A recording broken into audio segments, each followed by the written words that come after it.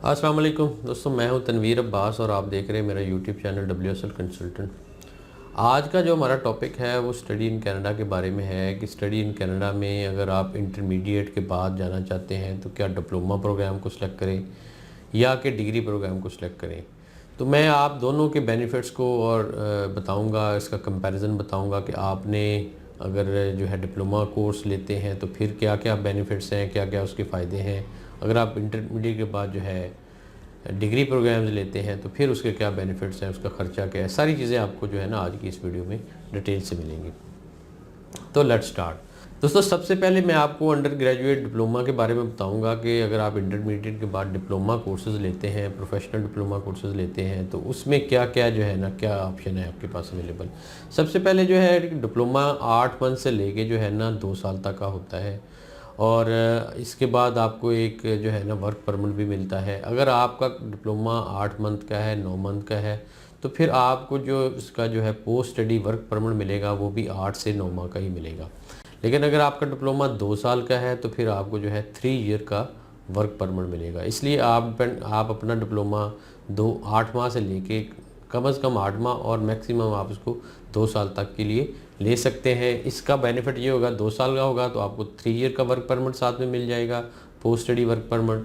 और अगर आपका इससे कम ड्यूरेशन का है तो आपको उतने ही माह का जो है ना मिलेगा। मतलब अगर आपका 8 माह का तो 8 माह का ही पोस्ट स्टडी मिलेगा, 9 माह का है तो 9 माह का मिलेगा। इस तरह करके जो है ना आपको पोस्ट स्टडी वर्क परमिट मिलेगा। अच्छा, नेक्स्ट जो है कि डिप्लोमा की फ़ीस जो है वो डिग्री प्रोग्राम की निस्बत कम होती है, कंपैरेटिवली कम होती है। आप उसकी फ़ीस डिग्री प्रोग्राम की ज़्यादा है जबकि डिप्लोमा प्रोग्राम की फ़ीस कम है।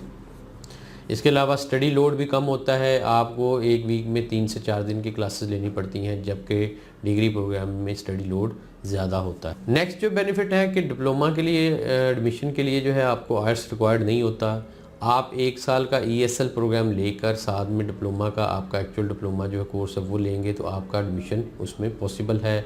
बहुत सारी यूनिवर्सिटीज़ हैं कनाडा में, बहुत सारे कॉलेजेस हैं जो आपको ESL के साथ जो है 2 साल के स्टडी पर डिप्लोमा में एडमिशन दे देते हैं। और अगर मतलब ये सारे विदाउट आर्ट्स हैं और आर्ट्स की वहाँ पर आपको ज़रूरत नहीं हो। अच्छा, नेक्स्ट जो बेनिफिट है वो ये है कि अगर आपके स्टडी में मार्क्स कम है, प्रीवियस स्टडी में इंटरमीडिएट में मैट्रिक में मार्क्स कम है, परसेंटेज थोड़ी है, तो फिर भी आपको जो है एडमिशन आसानी से डिप्लोमा कोर्सेज में मिल जाता है। जबकि डिग्री प्रोग्राम के लिए एक रिक्वायर्ड परसेंटेज का होना बहुत ज़रूरी है, उसके बगैर आपको यूनिवर्सिटी या कॉलेज में एडमिशन नहीं मिलता। इसके बाद जॉब की बात करें तो जो है डिप्लोमा में जॉब्स भी उसी तरह ही मिल जाती हैं जैसे आपको जो है डिग्री प्रोग्राम में मिल जाती है। ड्यूरिंग स्टडीज़ भी आपको जो है जॉब में करने की इजाज़त होती है। इसके बाद आपको एंट्री लेवल की जॉब्स आसानी से मिल जाती हैं अगर आप डिप्लोमा करके जो है ना जॉब लेना चाहते हैं। अच्छा, डिप्लोमा में एक और भी है कि अगर आप 3 ईयर का एडवांस डिप्लोमा लेते हैं तो वो आपके लिए इससे भी ज़्यादा बेनिफिट है, उसके आपको PR मिलने के चांसेस उसमें बहुत ज़्यादा अच्छे हो जाते हैं। ये आपको एक एक्स्ट्रा बेनिफिट है 3 ईयर का। ये आपको एक अच्छा ऑप्शन है कि आप 3 ईयर का एडवांस डिप्लोमा जो है ना उसमें एडमिशन ले लें।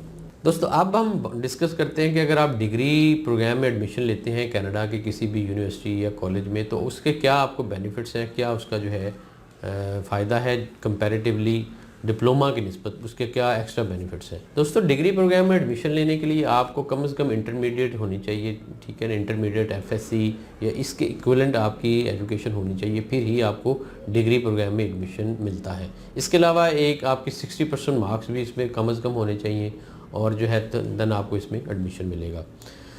एक इसके अलावा ये है कि आपको एडमिशन लेने के लिए आर्ट्स कंपलसरी होता है किसी भी डिग्री प्रोग्राम में। जो 4 ईयर डिग्री प्रोग्राम है उसमें अगर आपने एडमिशन लेना है तो आपको आर्ट्स लाजमी करना पड़ेगा। बगैर आर्ट्स के आपको डिग्री प्रोग्राम में कनाडा में एडमिशन नहीं मिलता। डिग्री प्रोग्राम 4 साल का होता है और इसकी फ़ीस जो है वो डिप्लोमा कोर्सेज़ की निस्बत जो है ना वो ज़्यादा होती है। स्टडी भी ज़्यादा होती है, उसकी ड्यूरेशन भी ज़्यादा होती है। इसके अलावा इसका जो है ना इसमें आपको नंबर ऑफ़ डेज़ वीक के अंदर जो है मैक्स देने पड़ेंगे। 5 से जो है 6 दिन का ये आपको टाइम देना पड़ सकता है। इसमें मुख्तलिफ़ यूनिवर्सिटीज़ का, मुख्तलिफ़ कॉलेजेस का डिफरेंट क्राइटेरिया है। किसी में ज़्यादा है, कोर्स वर्क भी ज़्यादा होता है, इसमें असाइनमेंट्स भी ज़्यादा होती हैं। तो ये एक डिग्री प्रोग्राम में इसमें एक इसका जो है फीचर है। अच्छा, इसका जो बेनिफिट ये है कि अगर आप डिग्री प्रोग्राम में एडमिशन लेकर जो है जाते हैं तो उसके बाद आप मास्टर डिग्री में भी एडमिशन ले सकते हैं। जबकि डिप्लोमा में एक ये इसका ड्रॉबैक है कि अगर आप डिप्लोमा कंप्लीट कर लेते तो उसके बाद आप किसी जो है ना डिग्री प्रोग्राम मास्टर डिग्री में नहीं ले सकते, लेकिन आप बैचलर डिग्री में दोबारा से एडमिशन ले सकते हैं। उसका एक ये बेनिफिट है। दोस्तों, जॉब्स डिग्री प्रोग्राम के बाद आपको अच्छी लेवल की जॉब्स मिल जाती हैं, उनकी सैलरी भी अच्छी होती है। रिक्वायर्ड ऑक्यूपेशन वहाँ पर जो कनाडा में है उनके अंदर अगर आपने डिग्री कंप्लीट की है तो आपको अच्छी और आसानी से जॉब मिल जाएगी। उसके बाद आप जो है 3 ईयर का वर्क परमिट कंप्लीट करें और उसके बाद आप PR ले सकते हैं। तो ये एक डिग्री प्रोग्राम का एक एक्स्ट्रा बेनिफिट है।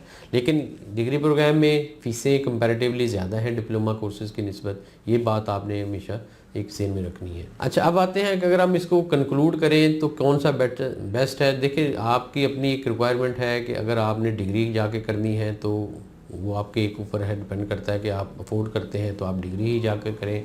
आपकी एजुकेशन भी अच्छी है, अगर प्रायर एजुकेशन भी अच्छी है और उसके बाद आपके पास आर्ट्स भी है तो फिर आप डिग्री में एडमिशन ले लें। लेकिन अगर आपके पास जो है डिग्री भी अच्छी नहीं है, प्रायर एजुकेशन में आपका गैप है और ऑलरेडी आप कोई एक काम कर रहे हैं, प्रोफेशनल काम कर रहे हैं, तो फिर आप प्रोफेशनल डिप्लोमा को सिलेक्ट कर लें। उसमें ये होगा कि उसमें भी आपको जो है पोस्ट स्टडी आपको वर्क परमिट मिल जाएगा, उसके बाद आपको PR मिल सकती है और आप वहाँ पर जाकर कनाडा में ऐसे ही सेटल हो सकते हैं जैसे आपने डिग्री करके सेटल हुए। तो इसलिए आपने अपनी रिक्वायरमेंट के मुताबिक इसको देख के आप जो है ना अपना डिसीजन कर सकते हैं और अपनी जो है ना सारे सर्कमस्टेंसेस को देख के अपना डिसीजन कर सकते हैं। दोस्तों, उम्मीद करता हूँ आपको ये वाली वीडियो पसंद आई होगी। अगर आपको पसंद आई है इसको लाइक और शेयर कर दें। मज़ीद वीडियोज़ के लिए आप हमारा चैनल भी सब्सक्राइब कर सकते हैं। इसके साथ ही इजाज़त चाहता हूँ। अल्लाह हाफ़िज़।